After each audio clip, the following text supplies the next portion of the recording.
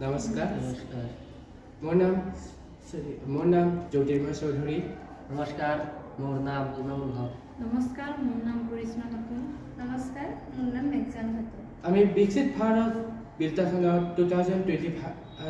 অংশগ্ৰহণ কৰিবলৈ এই মডেলটো প্ৰস্তুত কৰিছো এই মডেলটোৰ থিম হৈছে আত্মনিৰ্ভৰ ভাৰত আৰু সাব থিম হৈছে লাইফষ্টাইল ফৰ এনভাইৰনমেন্ট আৰু টাইটেলটো হৈছে মডেলটো management of waste material plastic organic waste material and water আমি সাধাৰণতে কলকাৰখানাৰ পানীখিনি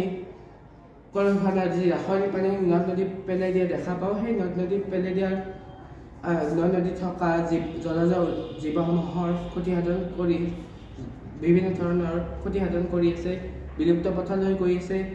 পানীখিনি দূষিত কৰি আছে সেই যদি আমি কলকাৰখানাৰ পৰা ওলোৱা ৰাসায়নিক পানীখিনি আমি যদি ফিল্টাৰ কৰি কলকাৰখানা পুনৰ ব্যৱহাৰ কৰোঁ কলকাৰখানা পুনৰ ব্যৱহাৰ কৰিলে সেই পানীখিনি ব্যৱহাৰ হয় আৰু ভূগৰ্ভ পানীখিনি নতুন ভূগৰ্ভ পানীও ব্যৱহাৰ কৰিব নলগা হয় আমি এনেদৰে ফিল্টাৰ কৰিব পাৰোঁ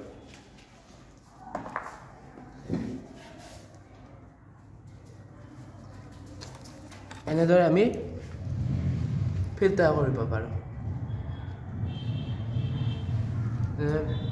ফিল্টাৰ কৰিলে সেই পানীখিনি ঘৰুৱা কামতো ব্যৱহাৰ কৰিব পাৰি আৰু আমাৰ প্লাষ্টিকৰ পৰা বহুখিনি প্ৰদূষণ হয় নদী আমি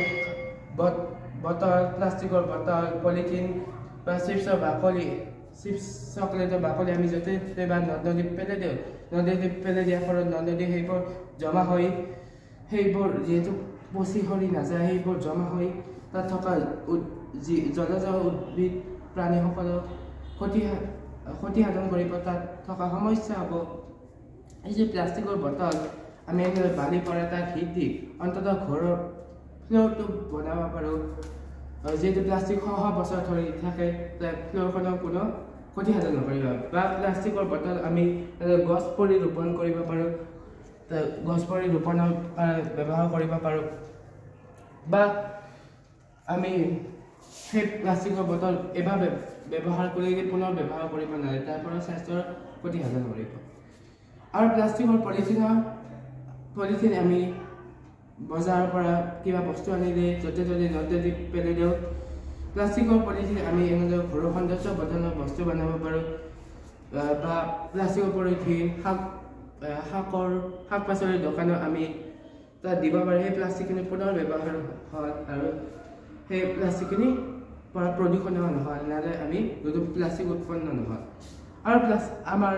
ঘৰুৱা আৱৰ্জনা যেনে শাক পাচলি বাকলি ৰৈ যোৱা খাদ্য আমি ওচৰৰ খাল বিলত পেলাই দিওঁ সেই খাল বিলৰ পৰা ওলোৱা গন্ধ গেছসমূহ বায়ুমণ্ডলত থকা ওজন গেছৰ স্তৰটো ক্ষতিসাধন কৰে সেই ওজন গেছৰ স্তৰটো সূৰ্যৰ পৰা অহা অতি বেঙুনীয়া ৰশ্মি পৃথিৱীৰ পঢ়াত বাধা প্ৰদান কৰে সেই খাদ্যখিনি যদি আমি সেই ৰৈ যোৱা খাদ্য বা শাক পাচলি বাকলিখিনি আমি যেনেদৰে এটা গাঁত খালি কেইদিনমানলৈ থৈ দিয়ে তাৰ পৰা জৈৱিক সাৰ প্ৰস্তুত হ'ব সেই জৈৱিক সাৰ খেতি পথাৰত ভালে থাকিব আৰু আমাৰ স্বাস্থ্যৰ ভালে থাকিব কিয়নো বৰ্তমান সময়ত বজাৰত কিমান ধৰণৰ ৰাসায়নিক আদি খাদ্য ওলাইছে সেই খালে মানুহৰ স্বাস্থ্য কিমান ক্ষতিসাধন হৈ আছে আৰু এনেদৰে সৰু সৰু প্ৰচেষ্টাৰ পৰা আমি এটা বৃহৎ পৰিৱৰ্তন কৰিব পাৰোঁ কাৰণ বৰ্তমান সময়ত প্ৰদূষণৰ মাত্ৰা আৰু গ্লোবেল ৱাৰ্মিঙৰ ফলত বিভিন্ন ধৰণৰ সমস্যা হৈ আছে আৰু এই সমস্যাৰ ফলত আহি থকা প্ৰজন্মৰ বহুত ধৰণৰ সমস্যা সৃষ্টি হ'ব আহি থকা প্ৰজন্মৰ কাৰণে আমি যদি এনেদৰে প্ৰচেষ্টা ল'ব পাৰোঁ হাতত আহি থকা প্ৰজন্মই এটা ভাল সুন্দৰ পৃথিৱী দেখিবলৈ পাব এয়াই আমাৰ প্ৰজেক্টটোৰ মূল উদ্দেশ্য ধন্যবাদ